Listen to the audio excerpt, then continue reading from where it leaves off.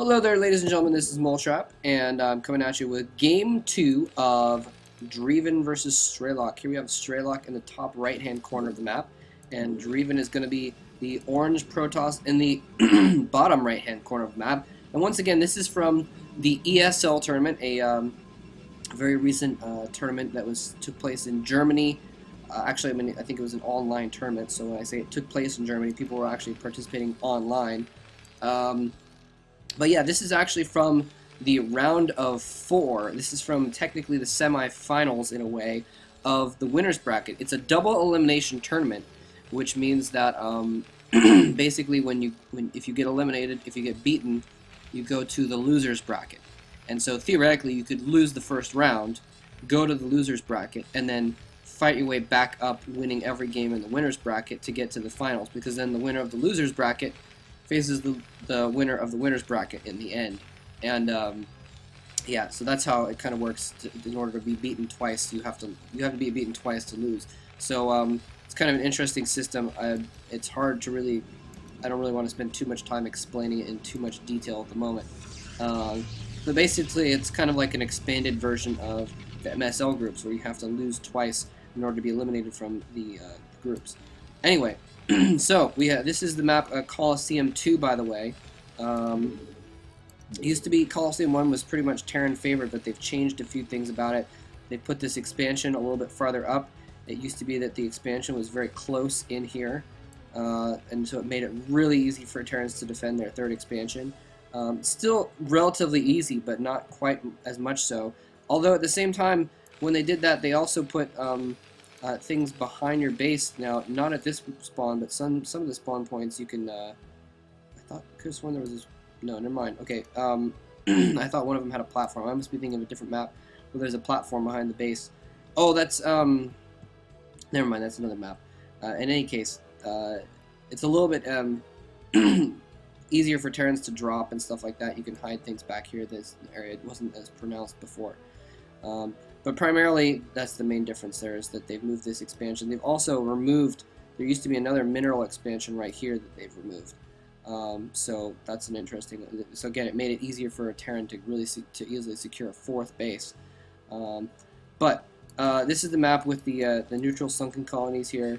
Now, Strelok hasn't ventured out of his base yet, so we can't see the creep right here, but it causes a little bit of problem. See, there it goes.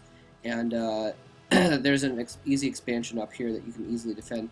Now we see Dreiven going for a 2-gate here with a cybernetics core. He's already sending in a probe to try and do some scouting. The Marine is there. Oh no, he's not going to try and brave past the Marine to get a scout in and see what's going on.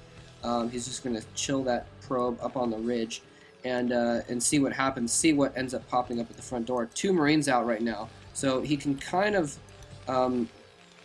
assume that there's going to be some kind of an early push, although he can't be sure exactly what.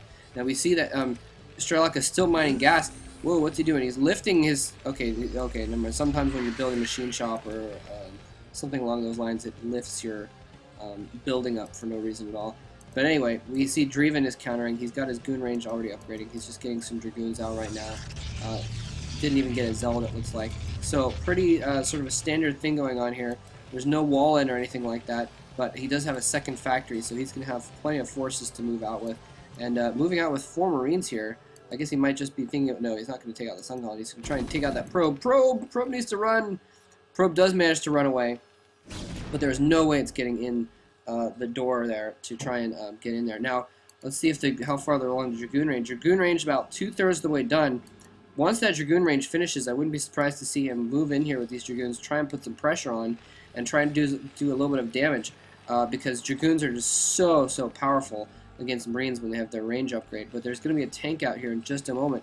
And again, Strelok doesn't have a walled-off door, so he's not going to be able necessarily to hide behind anything to protect that tank. Sometimes the Protoss will be able to just jump in if the Terran isn't careful and pick off that tank. It looks like he might be trying to do that right now. He runs in, he's targeting the tank. He's targeting the tank. Just a couple more hits, the tank goes down. He does manage to pick off the tank, and that was absolutely crucial. That tank was really crucial for Strelok now, and now he's just really bad off. Those Dragoons are going to be able to absolutely destroy these Marines, but there is mines in play, and he does not have observers yet. So that is the one thing that's going to keep Strelok from just running in and slaughtering him. Again, he just did not have that doorway blocked off or anything like that. It gave it gave Dreiven free reign to move in here.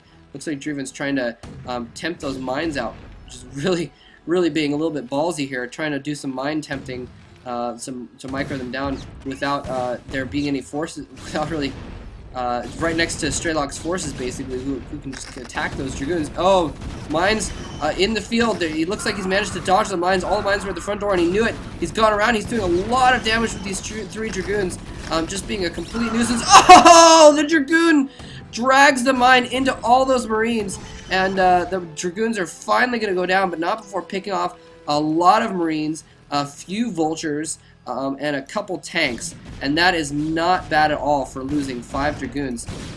Dreiven is in a really good position here. It looks like he's making some more Dragoons to press home his advantage, but he might be thinking about setting up an expansion down here as well. Yeah. Oh no! Mine goes off. Kills off one Dragoon and damages the other, so he doesn't have complete seal on that door. If he had a couple more Dragoons coming in, he might have had a good seal. But actually, I didn't even realize Strelok has been building up a lot of tanks here. He did have those 2 factories, and he's built up several tanks during this whole time, just because he's been pumping them out of one factory. So even though he's lost a couple tanks, he's managed to build up a few of them here. Looks like he's going to try and depend on these mines to hold his front door while he moves out with those tanks.